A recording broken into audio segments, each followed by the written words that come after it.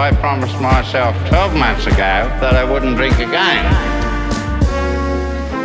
G'day, welcome back to Still Not Drunk, the podcast about drinking by a comedian who doesn't drink. That's me, Aidan Jones, and today I'm sitting in a courtyard in Reykjavik. I hope you guys are doing good. We got Nick Kappa on the podcast today. I'm super excited. This is the first bonus episode for Dry July. I'm hoping to be able to get 2 episodes out a week. I'll definitely be doing one every Thursday, but I'm going to try and get some out on like Monday, Tuesdays as well. This is the first one of those. I recorded this episode with Nick Kappa in April during the Melbourne Comedy Festival. And if you don't know Nick Kappa, I mean, he's one of the most unique, just singular voices in comedy. The dude, I've known him for like 7 or 8 years. He grew up on a farm on the border of New South Wales and Queensland, and he said to me, I can't remember whether it was in this conversation or just in conversations afterwards, that he was always a really creative dude, and growing up on a farm, he just did not fit in with any of these farm guys at all. And he still is. I mean, he has a bit of that country sensibility about him and the way that he talks, but like, he's just a very, he's a sensitive dude, and he's a bit of a dummy, you know, like a sweet idiot kind of dude. I don't know how to describe him. He always is coming out with these weird like songs or kind of conceptual ideas that don't make sense. I've heard friends of his say that he's impossible to write with because he'll pitch you an idea. Like a lot of comics will write together and, you know, what do you think of this or that idea or whatever. But writing with Kappa is just like, he'll be like, what do you think of this insane thing? And you're like, look, man, I don't know how you think that's going to work, but you've got form for making insane stuff like that work. So I reckon go for it, you know? So yeah, he's got a weird brain, this dude. And we talked about when he was younger, growing up on the farm. And like, I think, again, me and Kappa have a kind of similar story in that we've both pushed it pretty far when it comes to drinking and taking drugs. And I want to say, I guess we're both a certain kind of man. Like, we've also probably gone or put too much stock in getting self-esteem from just sleeping with women in the past. I think I hope he would agree with that from the conversation that we had. We talk a lot about that kind of stuff and about drinking in general. And a big thing for Kappa, and part of why I was really excited to talk about him, was that he had cancer a few years ago. He's just recently turned 40, and in his late 30s he was diagnosed with testicular cancer, and he's such a beloved figure on the Melbourne comedy circuit, and the scene rallied around him and put on a big fundraiser to raise a bunch of money. I think it was about $35,000 to pay for his chemotherapy. And he's through the cancer. It sounds like things are going well for him in that way, which is amazing to hear. But having something like that happen, getting cancer, I think really changed his attitude towards health and taking care of himself and just drinking generally. And over the years that I've known him, you know, I've grown as well, but you could totally see the growth that he talks about. And it's a real joy to see where he's at now with creativity and comedy and his relationship with himself. So it was awesome to talk about that. The drink that we drank this week was was V.No, like V.No, the white wine. It's a white wine made by this South Australian winemaker called Patriti in Dover Gardens in Adelaide. I read a bit about them. I talk about it on the pod as well. Sick story, actually. Oh, God, I was like, where's my phone? My phone's fucking recording. What was the guy's name? Giovanni Patriti, right, in the 1920s, came to Australia. Oh, I think my pen just fell down the crack in this fucking patio. God damn it.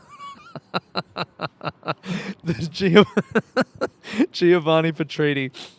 You know, it's funny. In my mind, I'm like, this is the more professional of my 2 podcasts, and I'm trying to keep it that way and be all professional and present it. And then something happens, like the wind blows my pen down the gap in a bit of wood on a patio, and I'm like, motherfucker!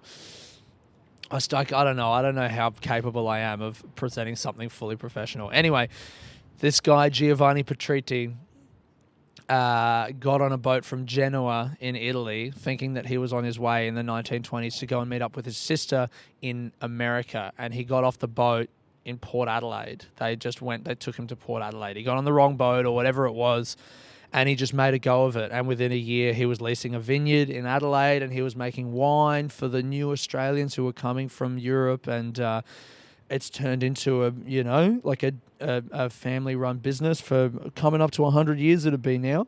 And they started making alcohol-free or grape juices, I think, in the 70s. And then in the last 20 years, have started making alcohol-free wines, and they've got a sparkling wine and a red wine as well. So we sat down and had a drink of that. As always, the podcast is sponsored by anadrinks.com.au. Those are the suppliers for all the alcohol-free drinks that, or definitely the ones that we've filmed in Australia, because they are an alcohol-free drinks platform where you can get all of your drinks. If you want anywhere in Australia, they ship around the country. They've got anything that you could possibly think of. I love the range of stuff. They're always sending me the best new shit. So anadrinks.com.au if you want to get your alcohol-free drinks. And I think that's pretty much it. Oh, the one thing that I thought was funny about that story, the Petriti story, was like Kappa and I think, are both the kind of person who, like that's like a bit of an airhead move, right? This guy thought he was going to America and then he wound up in Australia. I mean, that's definitely the kind of thing that I could see Nick Kappa doing. This is a guy who traveled across Europe wearing a tuxedo on a bet, you know? He's always doing weird, crazy shit. And then also, though, he makes a go of it, just like this Petriti guy did. So there's your little link. There's your connection. I hope you guys are enjoying the podcast. If you are, give us 5 stars on Spotify or iTunes or whatever you're listening on, and follow the Instagram, Still Not Drunk Pod, for all of the reels and stuff that I'm putting up, and share them with your friends, man. If you're enjoying it and you know someone else who is like maybe sober or thinking about going sober, or just like cares about alcohol and cares about drinking cool stuff, and you think they might enjoy some of the conversations on this podcast, please give it a share to them. And with that, I hope you guys enjoy this conversation between me and Nick Kappa.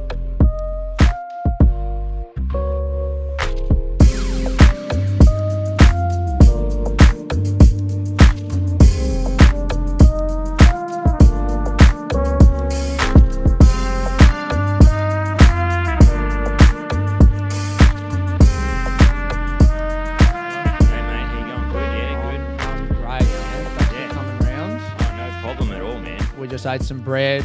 Yeah, it's a great experience coming here to Coburg. Beautiful. I don't know. It's I live in Abbotsford, so it's kind of like a bit. It's very Asian. A lot of Asian restaurants and stuff. Yeah, yeah, of course, on Victoria Street and that. Yeah, man. I learned how to use chopsticks on Victoria Street. Oh, really? Yeah, when I was like 21, moved to Melbourne. I used to live just on the Richmond side there in North Richmond with all the crackheads and stuff. And learned to use chopsticks at Loy Loy. Oh, Loy Loy's rules. Yeah, I love Loy Loy. Yeah, do they still do? It's like a $10 lunch special. Yeah, that is great. Between that place and Lentil Is Anything, the pay what you feel, i.e. free place at the convent, that got me through like 2012 and 13, I reckon, those two places. Did they close down, Lentil Is Anything? Yeah, they did, man. It's the saddest thing. I loved that place. Yeah. And it's like so student. I mean, yeah, I used to walk there. I remember I used to walk it was Baker Street, which is the one back from Victoria. And it's like a 20-minute walk to the convent. And I used to walk there like 3-4 days a week and get food. Oh, yeah. And I remember being of the mindset. I don't know, maybe you relate to this. I used to have such a like poverty mindset, you know? I was like, man, I need to just prepare for like the moment when I become homeless, when everything falls apart. And I remember the walk along the river to the convent. There's like a steep embankment with trees. And I always used to walk by and be like, if I'm ever homeless, I'm going to pitch up a tent in there and like have a nice little canvas, and I'll have like a pallet and put my bag so it doesn't get wet, and that'll be my life. Yeah. I stupidly never worried about those things. No. Even though I was probably broker than you. I don't know, man. I was awful, but yeah, I don't know. I never had those backup plans. I always was just panicking, I think. I don't know what it was. There was something about it. I was just like, I'm about to be homeless, I reckon. Man, yeah. No, when it's over your shoulder, you're like, fuck. Yeah, I don't know. I'm extremely lucky. Yeah? I've got bad luck. but I've also got really good luck in the fact that when things are just about to fucking fall, face first, that something else springs up and it saves me. Yeah, But, you figure it out. Yeah, figure it out, man. Hey, that's sick, But, bro. yeah. But man, no, it's great. It's good being here. It's like, so what are we doing? We're doing alcohol free. Yeah, we're about to drink an alcohol-free bev. That's the Yeah. pod. We're just going to have a little chat, Yeah. The bev that we're drinking today. So I don't drink. You still drink. Yeah. We're talking about drinking. It doesn't matter if you're sober or whatever. Yeah. The whole idea of the pod is like, I feel like whether you drink or not, alcohol is such a big part of the culture that we all have stories and like ideas and whatever about it. So we're just going to kind of chat about that. Man, that's great. Yeah, no, it's a big thing that's been a part of my life. Yeah? But I now have such a better relationship with alcohol. Yeah, sick. I did chemotherapy, and because I got testicular cancer, and I couldn't drink. Oh, In really? that period, I couldn't drink or Yeah, anything at all. at all. Yeah. For and like, what was that, 6 months? Yeah, 4 to 5 months. Okay, Yeah.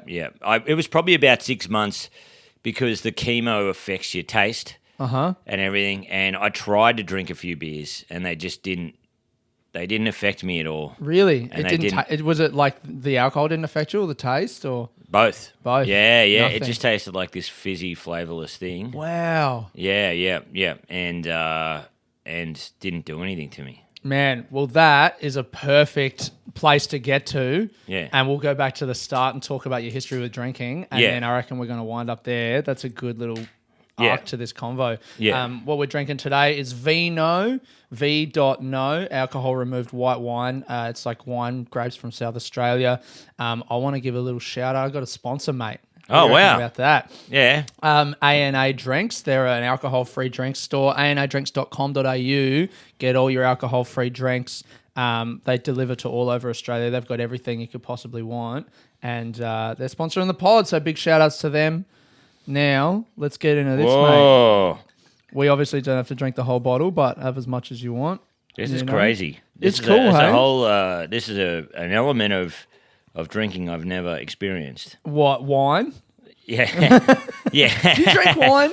Yeah, I do drink wine. Yeah, man. Yeah, You don't yeah. strike me as a wine guy. Hey, cheers, brother. Cheers, mate. Cheers.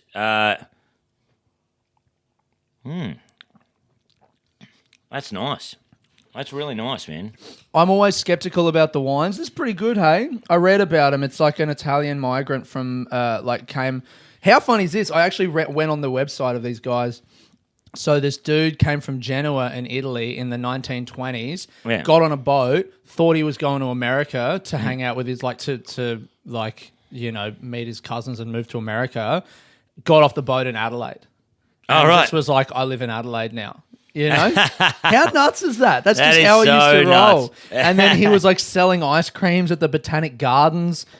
And then him and his brother bought like a bit of land, vineyard, and they whatever. And now they're like a big wine producer in Adelaide. Man, that's amazing. Adelaide has the best wines. Adelaide does have the best wines. It must be the soil there or something. Yeah, I think this is the arid climate. Yeah, the best reds. Yeah. I think the best reds I've ever had are from Adelaide. So you really know about wine? A little bit, not a huge amount. Like I like my favorite white would have to be like a Viognier. Oh my God. Yeah, like, I don't know anything about this. Is sick. I like okay. the peppers of a Viognier. There's a little bit of pepper in it. It's not. I don't know. I would say it's spicy. I don't know too much about wine, but Okay. yeah. But that's one of my favorites. Yep. I used to have a sweet tooth. I used to like Chardonnays and all that. I still kind of do. Okay. Can't get into a Pinot Gris. Oh, No, I'm man. one of those guys. No. How did you come to be so knowledgeable about wine? You're already, I don't know shit about wine. Yeah. And you're already blowing me out of the water here. I don't even know, like a sweet tooth Chardonnay. I'm like, is that a sweet wine? That's crazy. Not all of them, but yeah, it's renowned as the easy drinking one. Do you drink wines pretty regularly? No, man, not much. No, Okay. I just years ago I worked in a 5-star bar in England, Right. one of those eating houses, and they're in the Like middle of a- nowhere. Like a Michelin thing?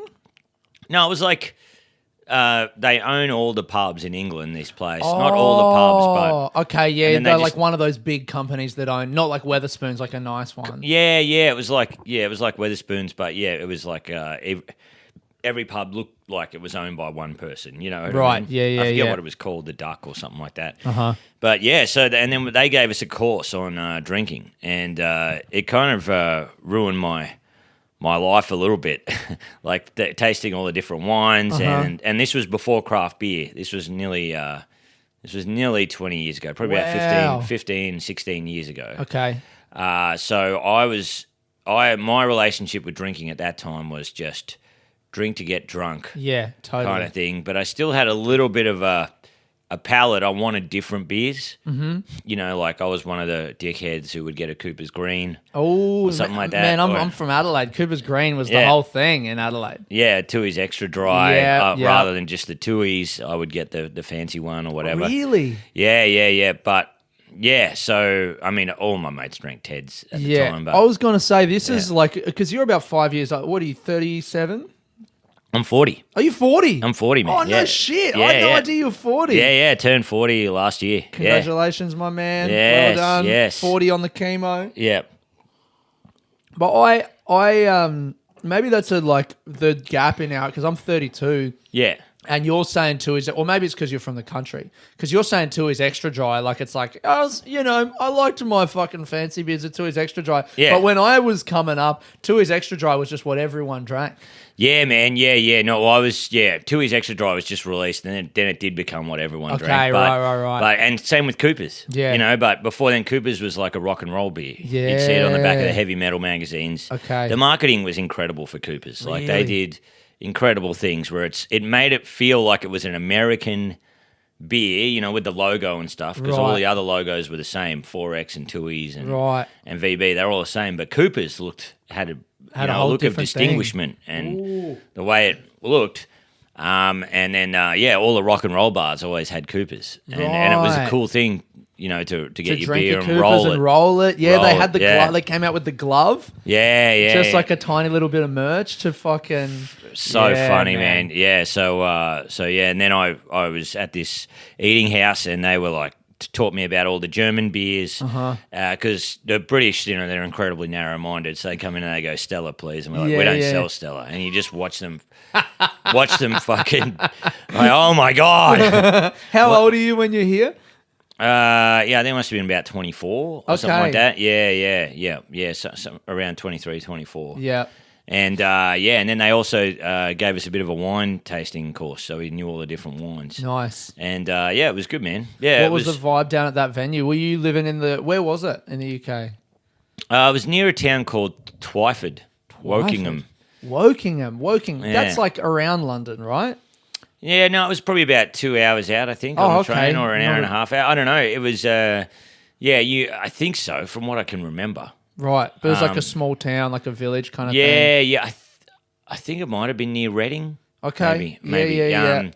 But yeah, man, it was like they have these weird things. I don't know if so they'd just be like an eating house, probably about 10 k's from the nearest town, and all these rich guys would drive their Ferraris there and stuff. No shit. Get absolutely blind. Talk about all the times they cheated on their wife in Europe.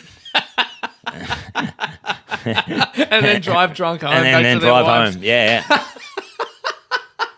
Oh, man. It was like fucking crazy, man. It was wild. Good tips. Yeah.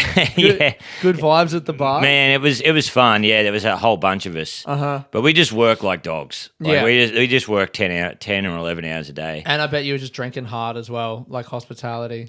A little bit. But you were that tired, man. You would go. I shared a room with a Hungarian guy, and he would just drink, and every now and then we'd have a big one. But really, it was more just you just work, say just what you work. wanted. Yeah, and then Wow. wait till you're 2 days off, then go to London, meet up with a friend, get Okay. absolutely trolleyed in London, and come home. You know, Because you Yeah. grew up in country Queensland.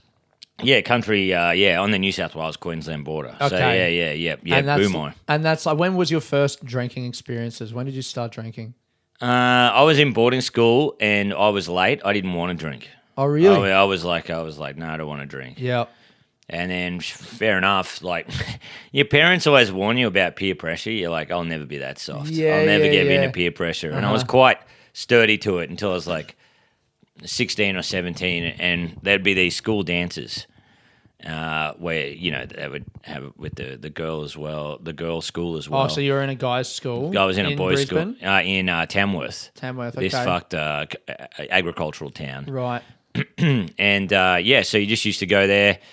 We used to drink like, I think we had half a cask of wine each. It was like Moselle. Yeah. Or Fruit Alexia. Yeah, Fruity Lexia, man. Yeah. And I remember drinking and thinking I was cool, sharing it with a guy. I probably had two or three cups and went to the dance. And I think when you first drink, you're drunk. Yeah.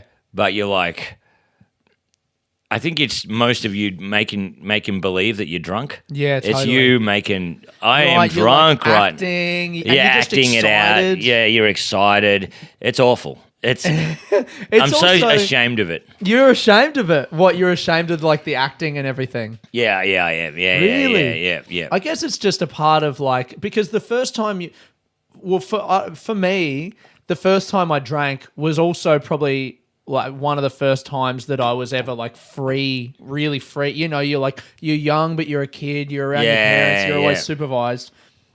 And then the first few times that you're unsupervised, you're like, we're going to have a drink. So the excitement of drinking is also mixed in with the excitement of just like, man, we can do anything. No one's looking at us, Yeah. Yeah.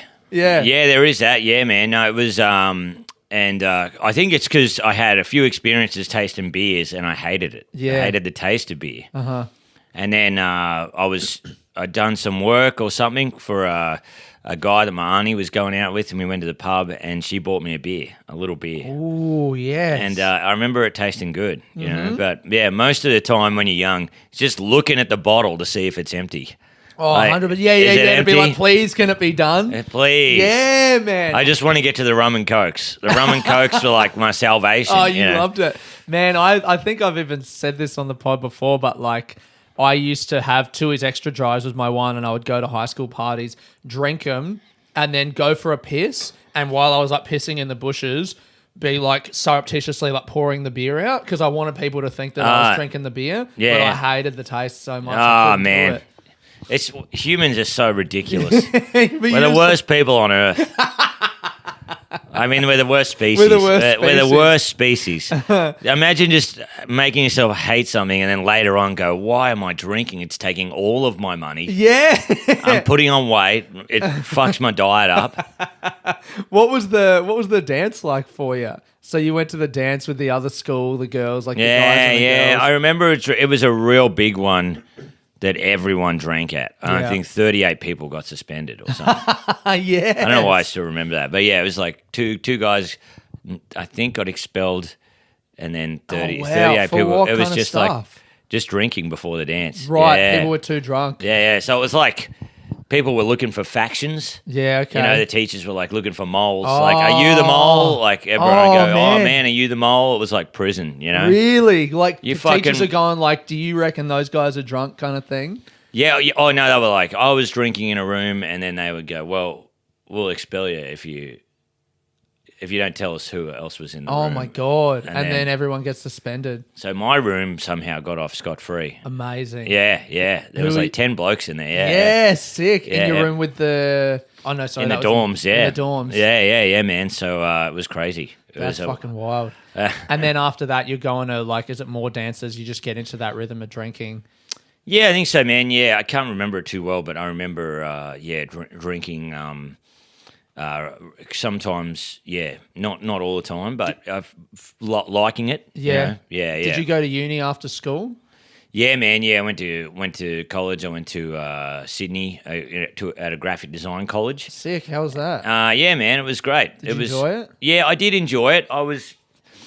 I guess, I don't. This is probably everyone, but I feel like I'm a lot later in life. I figured myself out, but until then, around those times I was so confused. Did You you know, think- like I was never complained about it or anything, but I Yeah. never knew. I tried to apply for jobs at KFC and stuff, and I never heard back from people never or whatever. got I didn't know how to write a resume. I didn't know how to look after myself. I didn't know how to And I still don't in a way, but it's better now. I can still look at things and go, okay, but it was a hard slog, like really? I didn't really know who I was at all, like how I should dress, I was into heavy metal and stuff, but I didn't really want to dress like a metalhead, and then I was kind of getting into hip hop at the time, and hip hop was big around then, like Nelly and all that kind of stuff. That was when it was coming into the mainstream. Sure. Like the 2000s, and like, was the Get Rich or Die Trying dude? Yeah, 50 Cent. 50 Cent, that's right. So I just remember being very confused. I'm so impressionable. Yeah, like, really. you could give me a magazine on yachts, and then all of a sudden I'm like, I'm all about yachts. That's all I'm talking about. Yeah. So if I was surrounded by these guys at graphic design college, and they were like, hey, but I still kind of bought, I guess, country drinking to them. I was like, let's go out and get... I remember one time my mate, he had a hotted up Nissan Pulsar, and he took me for a cruise.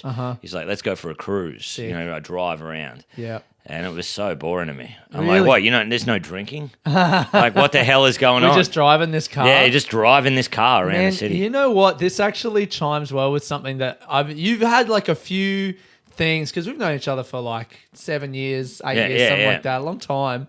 And maybe like 10 years. Anyway, I remember once you said to me, because I was talking about partying, drinking, and like chasing girls and stuff, and being like, it was a few years ago, and I said something about how it was a problem for me. I always get drawn into that kind of world. Yeah.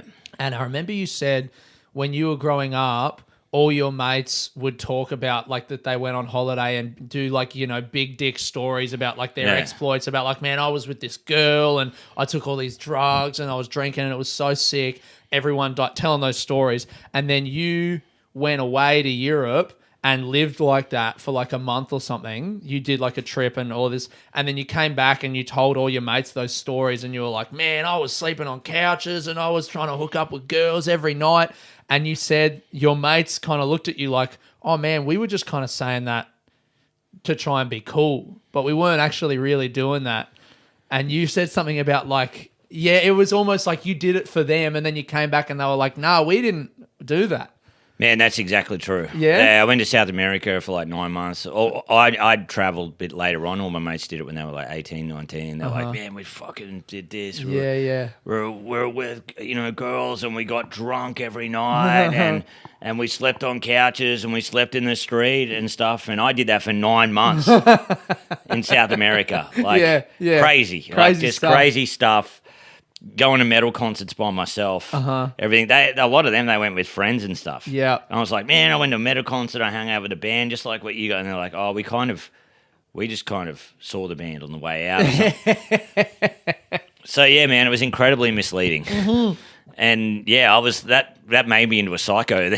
You know what I mean? Like they like looked at you like, this guy's unhinged. Yeah. It happened at boarding school as well. Really? You'd all sit in the dorms. You'd all talk about like crazy shit, like paddock bashes, like driving around in a car, and they're like, "We did a jump this big, did a jump this big," and I didn't get a paddock bash until later on. My brother and I got this 1986 Toyota station wagon. Sick. And we were like, we built this track that we thought was pretty cool, but we thought, well, it doesn't compare to any of the guys at boarding school or whatever. We had jumps and, things. And then I bought 4 or 5 mates out to go cotton chipping. Right. Because we were on a cotton farm and you chipped the weeds out of the cotton. Okay. And took them around this track, and they were screaming. They were like, this is the scariest thing we've ever been on in our whole life. like my mate, he was a tough guy. Mike, he was like just screaming in the middle. I was like, don't you guys...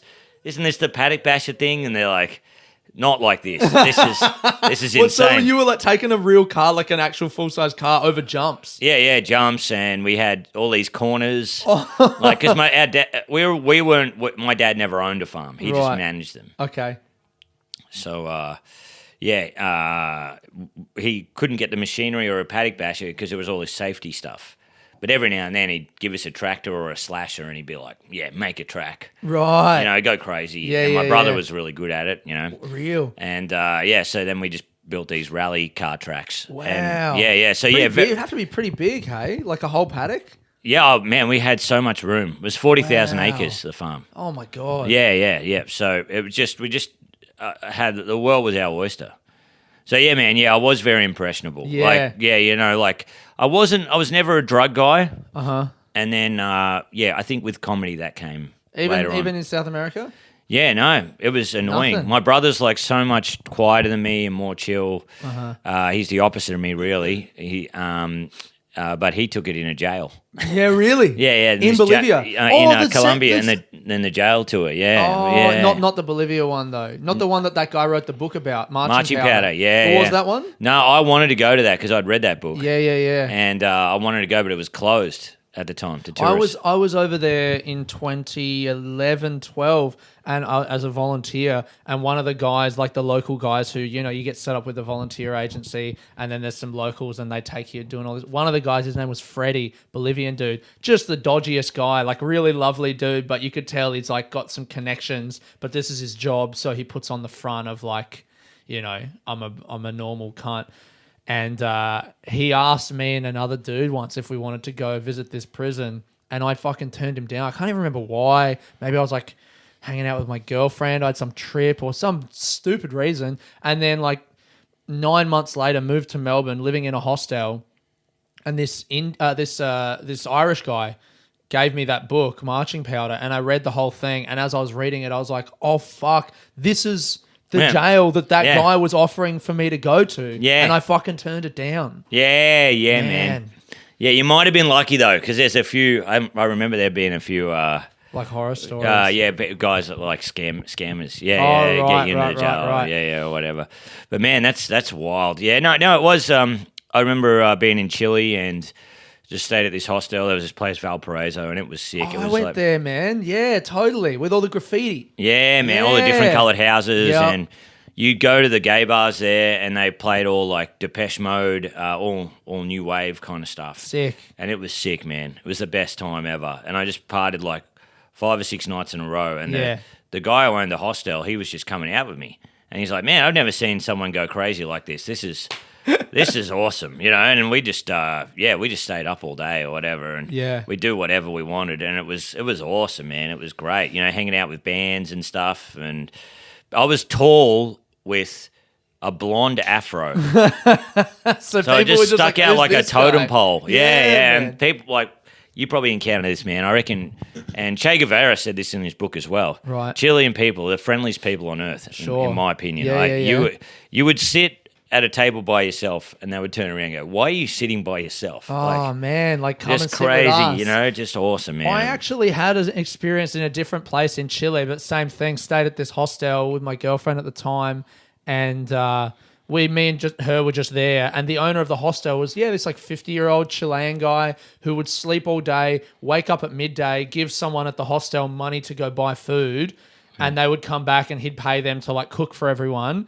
And then he would wake up again at like 7 and eat dinner and then take everyone out. And that was just his life. Yeah, man. Yeah, no, that was my life in Argentina. Here's the question then. Do you reckon, because you said all your friends were like, did all this stuff and that kind of influenced you, but do you reckon you would have done that if it wasn't for your friends? Do you reckon your friends telling all those stories kind of made you go, fuck, that's what you have to do? And if they didn't, you would have had a different experience?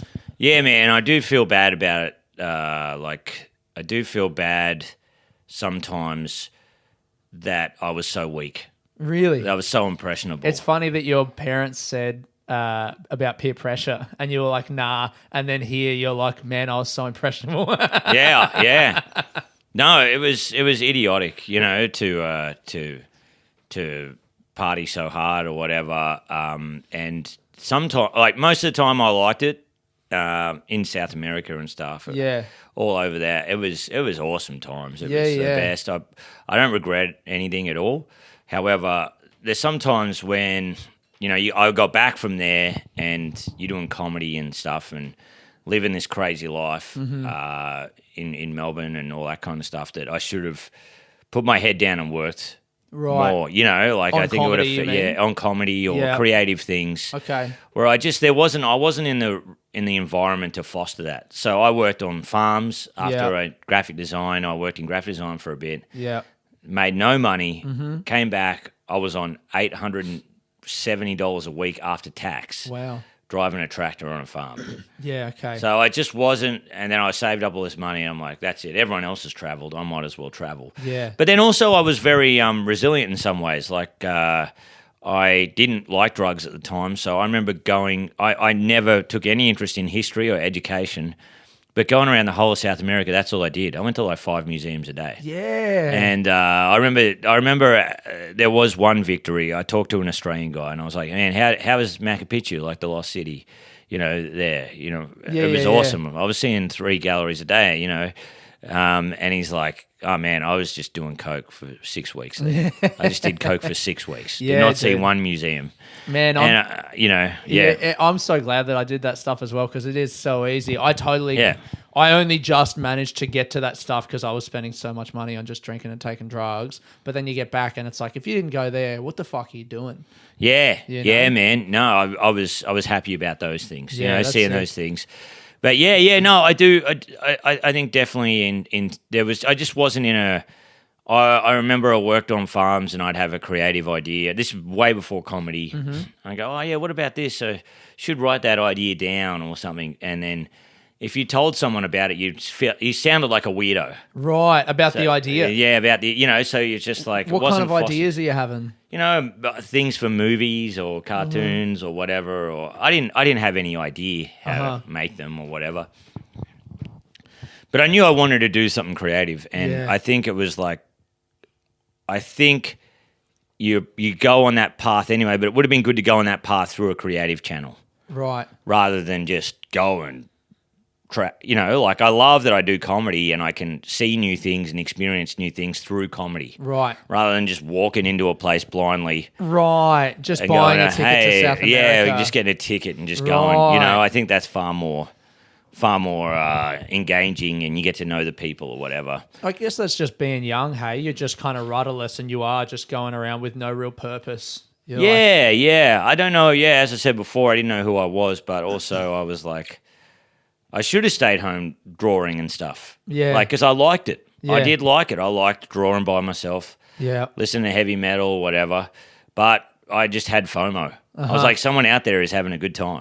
And I got to go and I got to get that good time. Yeah, man. So that was, I think that being out there or whatever, that did create a mindset that was terrible. At what point did you shift? Because you're super focused on comedy now and you're great, and all the creative stuff you do seems like, I mean, I don't know if focus is the right word, but your output is great, and you're clearly having the ideas and following through with them. And I mean, you've been doing it long enough. At what point does that shift?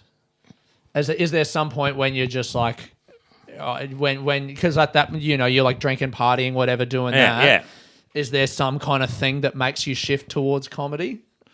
Yeah, man. I think that years ago, I've hated promoting. I still do. And I'm still not good at it, but I hated promoting myself. I hated all of that stuff to do with it.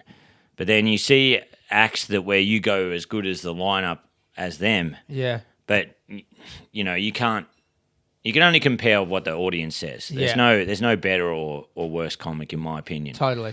But yeah, I was like, well, far out. I should really,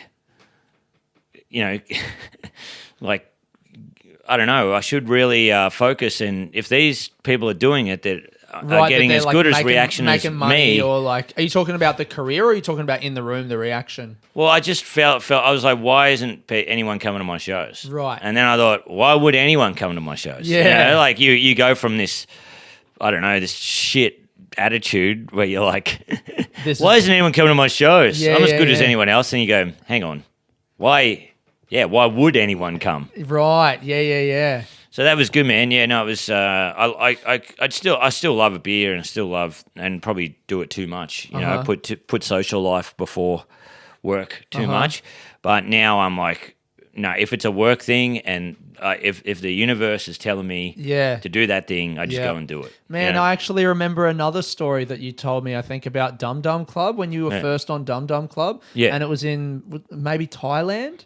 And you got there and they were all drinking and you decided to go back to the hotel and like rest up and like not drink so that you could go be really good on the pod. Do you remember that story? Yeah, man. Yeah, it was. There was that in the stand up. I and this is the thing I've been thinking about lately, man, because it's great because it was a stand up gig that we all had to do, and everyone wore shorts. Yeah. You know, it was like we were drunk. Just like on holiday. Just on holiday. Yeah. Totally understandable, but I thought, oh, hang on. This is a good opportunity. Yeah. I really got to show that I can To do really good kill here. in front of these, because that's a little Dum Dum Club, big podcast. They take their audience over to Thailand and they do this like week of shows and stuff. Yeah, man. Yeah. And so that audience don't really know you at this point. Yeah. And I put some pants on, and straightened up a bit. Yeah. Focused on what I was going to do, and really took that opportunity. You know, I kind of. It's cool you bring that up, man, because I was thinking about it. Like, we're doing heaps of showcase spots at night. Yeah. And there's a gig that I did the other night that was like, there was no walk-on music, pretty big audience. And I'm just like going through the motions. I'm watching other people go through the motions. Yeah. And my mates that are all at our kind of level, Yeah. they're like, yeah, you do this gig, it pays well, it kind of sucks. Whatever. Yeah. And then going into it, like just 2 moments before, I was like, oh, I'm really lucky to do this. Like, this is Right. really, Yeah. I really got to do this hard. Like, pull yourself together, mate. Yeah. You're doing the end of the show. This isn't just some gig. Right. This is an opportunity. This is great. Yeah. And it was awesome, man. You You know, did and great. just, You did well. You like told yourself. yeah, because I think sometimes you get too many gigs. Yeah, sure. I think you got to really appreciate them. Man, it's such a great thing when you can have a moment of real appreciation or like humility and be like, I'm very lucky to be here and be doing this thing. Yeah, totally. Also, when you have the ability. Yeah. Like knowing that you have the ability to really crush it, to Yes. really pull it out. And if it doesn't go well, who cares? Yeah. You've yelled as hard as you can and you've got into it as hard as you can. Man, my thing with stand up that I think about, like, I think because, you know, we're kind of similar in that we're just doing it. And I feel like you're going to do stand up forever, you know, whatever happens. And I think anyone who goes to a show, they just want to see something great. They Yeah. just want to see something that whatever it is that makes them go like, wow, that's amazing that I got to see that. And the best thing is seeing someone who loves the thing that they do and they've been doing it forever and they're really proficient at it. And then you just get to watch them and be in the room while they enjoy the thing that they love, that they've worked for decades to be good at. I want to get to that point. When you can just go on stage and just show everyone, I love this thing and I'm so good at it. And here it is. Yeah, man. Yeah. No, that's exactly it. It's like, I don't know. I always have regrets about, but you know, sometimes you're on a lineup and you're like, look, I'm just going to do this. I've never really been like that. I'm like, I want to go as hard as I can and I want to do this. However, you make a mistake or you're underprepared. Yeah. And then you watch that be someone else. Yeah. You watch like the other person. And you're like, fuck, they've made a really good opportunity here to do something good. Totally. Like they, you know, years ago I had a great set prepared. Yeah. And it was for like late night on a Thursday, you know, that showcase festival thing club? at the festival club. Yeah. And I had a really good set prepared. And then Sam Campbell goes on before me. He's got Goxie on. He's got all these props done. Buries me, buries me so bad. Wow. And that's no fault. I was trying my best, but I went out there and I still did okay. But no one would have remembered it Because they just saw Sam Campbell just fucking annihilate the room. Yeah. And you know he's preparing and stuff, and I'm having a couple of beers, and we're all bitching about stuff, you know. Yeah. And I'm like, fuck, that was so stupid. You know. Yeah. I always think of the Randy Feltface, like Heath McIver, like. That guy rules so hard. Like any gig I've done, you see that guy and he's walking around looking up. One time I did a gig with him in Ballarat and he's looking up the history of Ballarat and he's trying to look for all this stuff and keep it organic. And I'm like, yeah. That's so cool, man. You know, That's and really cool. and when you're that person, it's awesome. Yeah. You know, I did a gig with Quanny and Brett in Hobart. Okay.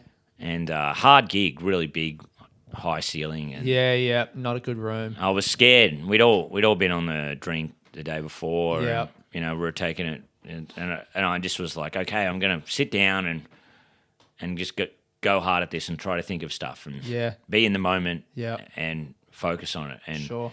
yeah, it was my first ever good gig there. Oh, it really? was In Hobart? really good. Yeah. Yeah, it was really, really good. And it stood out from the rest, and it was all from just like, okay, this doesn't look good. Yeah. My mates are sitting around having beers. Totally. I've got to nerd out and fucking just try and get all the words to this right, So Yeah, it was good, Man, I do want to talk quickly about the cancer that you were talking about before, because so it sounds like alcohol is something that, from the way that you're talking about it now, it's something that at times gets in the way of you and what you want to do, but you still enjoy it and you love doing it. And that's your relationship with it for most of your life. And then you got cancer a couple of years ago and you had to get chemo and it changed your relationship to drinking. Yeah, man. Yeah. I had a couple of moments in my life where my relationship was changed. I remember another time I was in Koh Samui and In Thailand. Yep. and I was with a bunch of great comics, Brett, Becky Lucas, Adam Knox and stuff, and I was like, oh, wow, this is so good, and I was doing my sets, but I wasn't really doing that well in the sets. I was doing okay, and I was one of the, standout crazy members, but then I had like a moment of real, just a real moment of clarity. Right. I was just like, hang on. Look, I know I'm crazy and I'm a weird guy. Yeah. But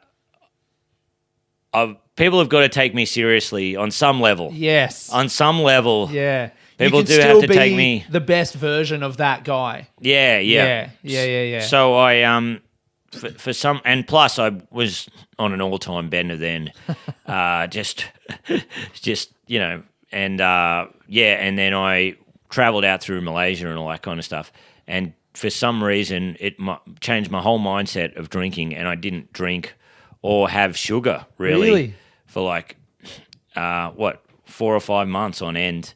I'd have a drink every night. I'm never a guy that says I've quit totally. Right. Yeah. Because I think that's the biggest trap. You just put too much pressure on yourself. Yeah. Okay. But yeah, I did stop, and it changed my life. Yes. It was really good, man. And to be in that mindset and to keep that mindset going is so. I'm so proud of you, man, for keep it going, because it's so hard to keep it going. Thanks, bro. And then slowly you just have one beer. Oh man, that tastes good. I am more and more. Yeah. And all of a sudden you're back on the track. Yeah, my whole thing, I guess, is like I say I've quit, I don't drink anymore, but I've never gone, I'm never drinking ever again in my life. But it's just like, I don't drink right now. I don't have any plans to drink in the future, but maybe one day I will drink again. And like a couple times, like I had, my great auntie got me a bottle of sherry when I was born to drink on my 21st birthday, but we didn't get to drink it until the Christmas after I quit. I went with my mum round her house. We had a glass of this 28-year-old sherry with my fucking, my grandpa's sister. Yeah. And that was just a beautiful thing. Man. And I was like, I'm glad to break my sobriety to have this. And she's like since passed away, but I still have that memory of that day with her. It was like a really good memory, So things like that. My best mate's getting married in Greece on an island. His family owns a vineyard. I'll probably have a glass of wine. That's what alcohol is for. Yes. It's for those good moments. Yeah. And then I did chemo.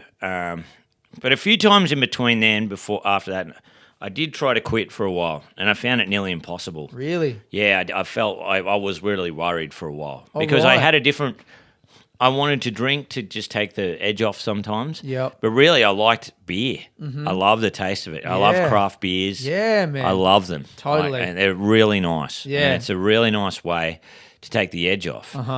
Even if I just have one that's like 8%, just that little bit of haze over your mind. Yeah, sure. You're just like, yes, this is so great.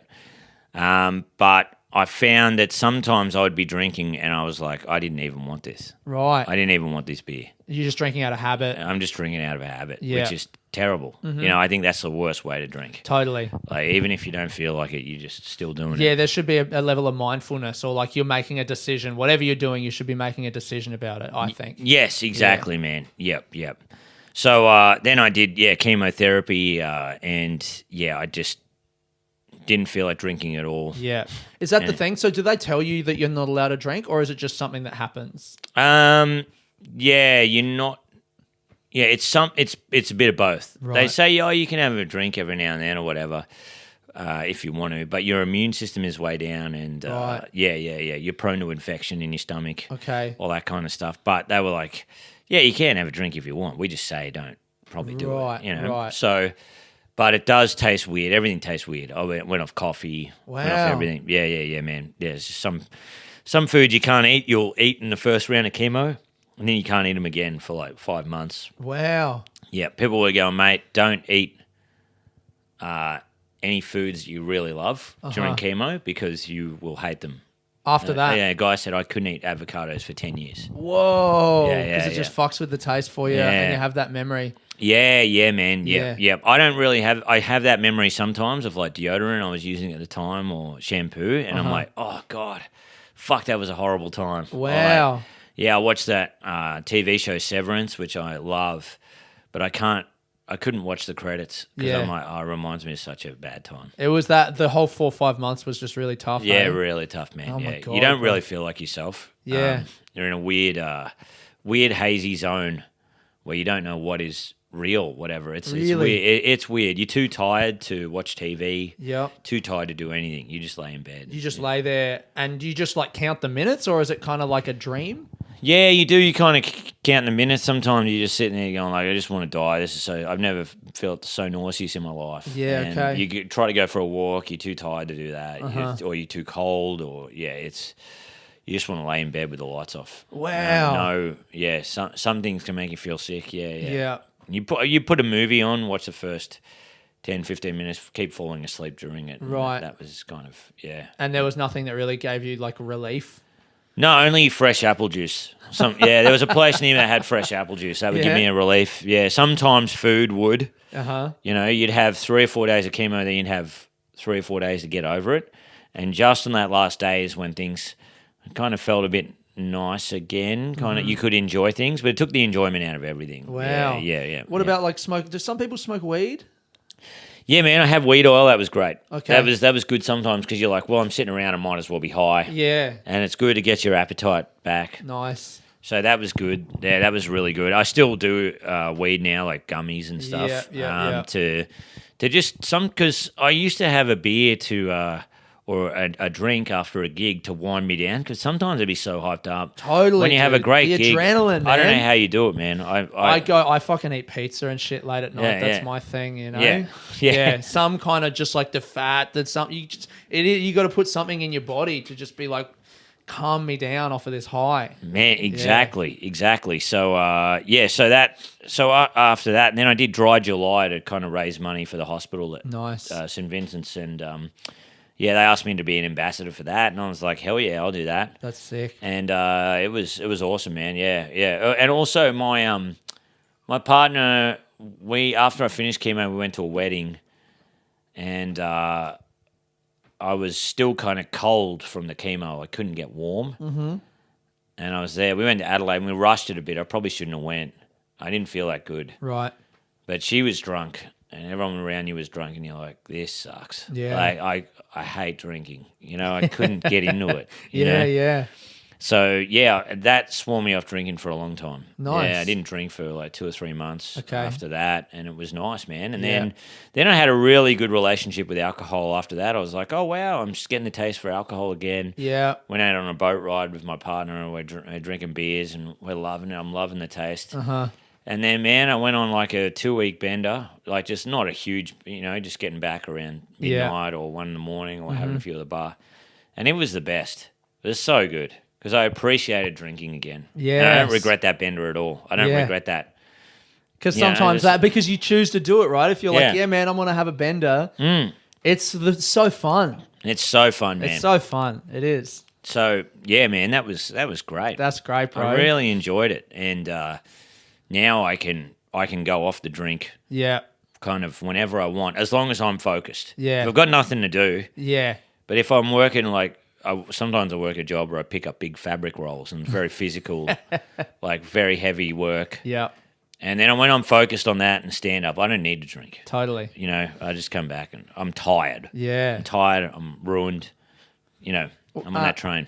I reckon we're almost done, but I Yeah. want to ask you, what do you think of this wine now that we've been drinking it for a bit? Man, I am loving this. You're loving it. Yeah, I could not think of anything worse than alcohol-free wine. But you're into it. I was like, when you pull that bottle out, I was like, Jesus Christ. Yeah, I remember when I asked you to do the pod, you're like, I'm going to be drinking a fucking real beer, mate.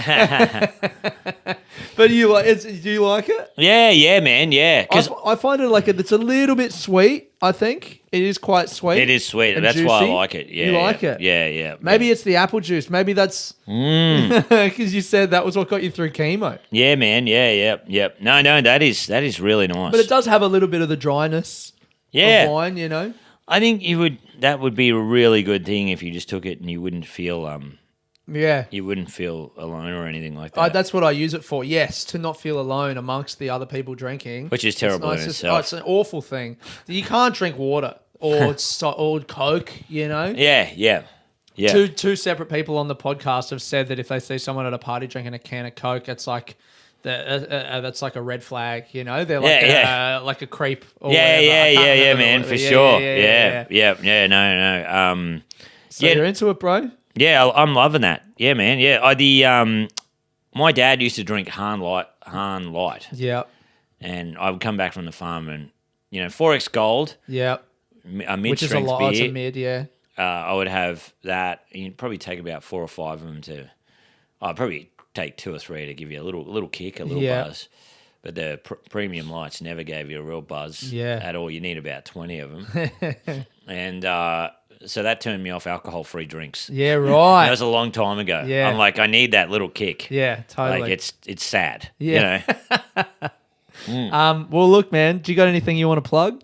This will probably be out in June, something like that. No, I just do the Phone Hacks podcast. Terrible podcast. Great where, podcast. Love being on there. Yeah. Hopefully You're one of our fave guests. Hopefully Sick. some of the people from Phone Hacks will be listening to this, I hope. Yeah. Hopefully I haven't been in. I try to be funny sometimes. Other times I'm just too insightful. I'm sorry Man, about this is great. Okay. I think this has been a really good conversation. that. Yeah, it's been awesome. I've really enjoyed it. Maybe I Fuck should yeah. be insightful more. I don't know. You're an insightful I don't dude. think it's good for anyone else. Well, if you're listening to the pod and you're liking it, please give us 5 stars on iTunes or Spotify.